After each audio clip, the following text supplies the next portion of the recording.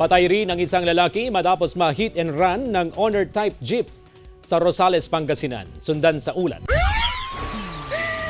Napakasakit dahil bagong taon. Ganito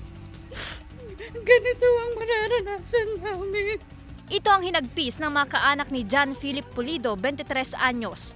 Namatay si Pulido matapos ma-hit and run ng isang owner-type jeep sa Barangay Tumana West, Rosales, Pangasinan. Kwento ng barangay chairman, may sayawan noon sa barangay covered court nang biglang magkaroon ng komusyon. Umabot daw ang away sa kalsada. Naalarma ang ilang residente kabilang ang biktima at lumabas sa covered court para tingnan ang gulo. Nandito sa gilid ng kalsada. Anong ginawa niya? Tinitignan niya yun, pero hindi niya nakita yung sasakyan na mabilis. Dagdag ng barangay chairman, 5 katao pa ang nasugatan matapos maararo ng sasakyan. Na-identified yung owner type jeep sa mga witnesses natin. Nakuha natin yung plate number. Bigong mahabol ng mga residente ang sasakyan na lumiko patungo sa Urdaneta City.